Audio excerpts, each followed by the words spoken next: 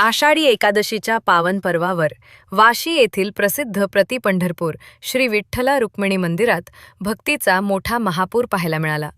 पहाटेपासूनच विठ्ठल रुक्मिणी आणि ज्ञानबा तुकारामच्या गजराने संपूर्ण वाशी तालुका आणि परिसर दुमदुमून गेला होता.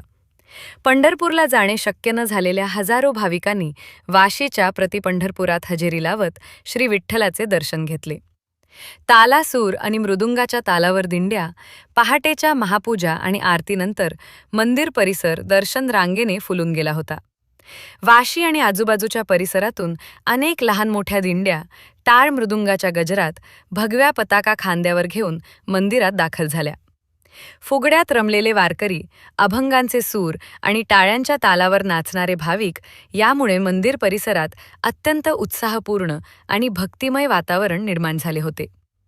फराळ वाटप आणि अन्नदान सेवा, एकादशी निमित्त दर्शनासाठी तासनतास रांगेत उभ्या असलेल्या भाविकांची गैरसोय होऊ नये म्हणून स्थानिक सामाजिक संस्था, मंडळे आणि दात्यांतर्फे भव्य फराळ वाटप करण्यात आले.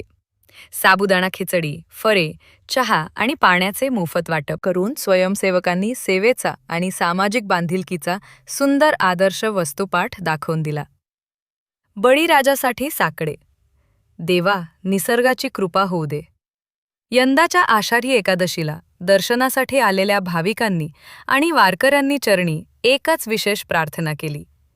शेतकरी राजा सुखी राहावा, शेतात पिकं पाणी चांगले यावे आणि राज्यात सर्वत्र जोरदार पाऊस पडू दे, असे साकडे बळीराजाच्या वतीने विठुरायाच्या चरणी घालण्यात आले. पंढरीची वारी ही प्रत्येकाची भावनिक जोड असते. वाशीच्या या प्रतिपंढरपुरात येऊन साक्षात विठुरायाचे पंढरपुरातच दर्शन घेतल्याचा आनंद मिळतो. बळीराजाला पावसाची गरज आहे. देवाने यावर्षी चांगला पाऊस पाडावा हीच विठ्ठलाकडे प्रार्थना.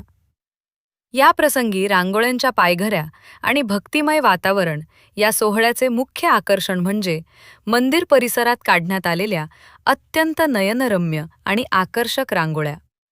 विठुरायाचे लोभस रूप, टाळ मृदुंग आणि वारकऱ्यांचे प्रसंग रेखाटणाऱ्या रंगीबेरंगी रांगोळ्यांच्या पायघड्यांनी भाविकांचे लक्ष वेधून घेतले.